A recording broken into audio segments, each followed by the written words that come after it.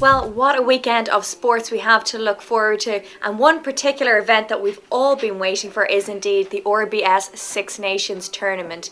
Joining me now is a man who knows everything and anything about sports, Mr. Raymond Doyle. Well, Raymond, you're replacing Mr. Blanche, so no pressure at all in picking us a few winners. To start the ball rolling, we're going to talk about the Six Nations outright, and for the first time in a long time, England are the outright 15-8 favourites. They haven't won this since 2003. Will that drought end? I don't think so, Nicola. I think England coming in, you're dead right, they haven't won it since 2003, that memorable year for them when they actually went on to win the Rugby Union World Cup. I think they're going to come unstuck. I think they're going to win all their 3 home games. I think it's on their travels where they might come unstuck, as I say. They have to travel to Dublin and have to travel to the Millennium Stadium. That's the first game this weekend, is England-Wales. We'll speak about that later on. It's probably going to be their toughest one against Cardiff, I would say, because they have a few home games then lined up against the likes of Italy and France. Absolutely, yeah. I think they can, as I said, they can take Italy, they take Scotland and France. It's just the away games. I think they'll struggle. They'll struggle against Ireland especially, but I think against Wales they might get off to a winning start, but it's further down the line. I think the Aviva Stadium could be their downfall. So you wouldn't take the 15-8? No, I'm going to look at, we got France second favourites 9-4. Listen, on their day, France can be the best in the world. They really can. But as we've seen in the autumn internationals against Australia, they got hammered in the Stade de France in Paris. So it's really very, very much a Jekyll and Hyde side. Lieberman's made a lot of changes to the side that lost against Australia.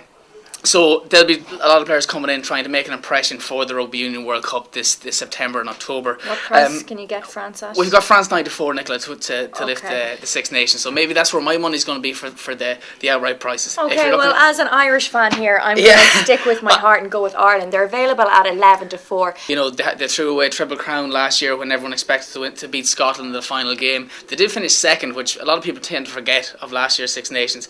11-4 is a decent price, don't get me wrong, but I think France outright, so I'm going to stay away from the Irish for this one.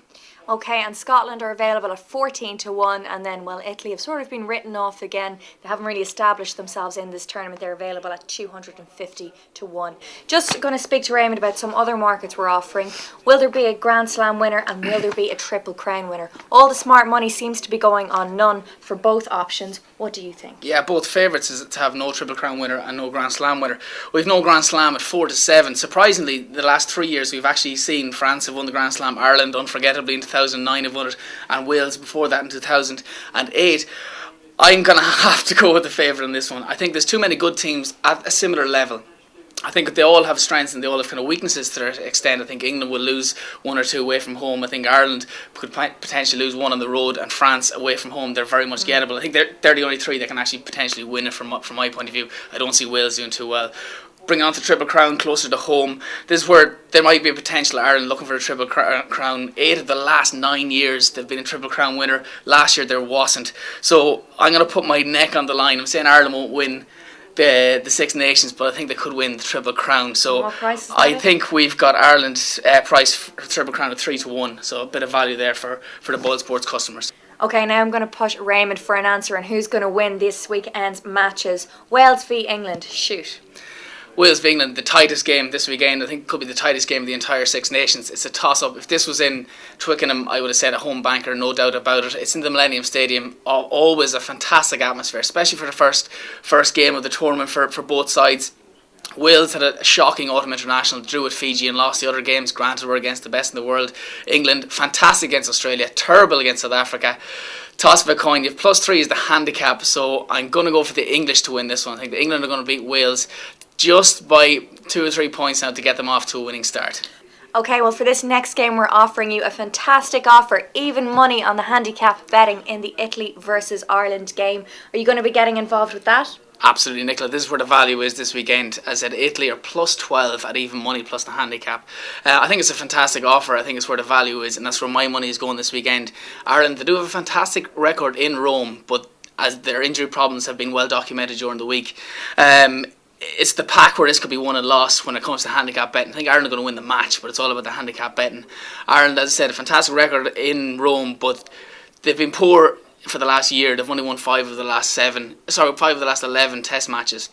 As I said, Ireland are going to win the match, but I think Italy are going to cover the handicap. Okay, and last but not least, we've got France versus Scotland. Scotland are available at 6-1. Can you see an upset?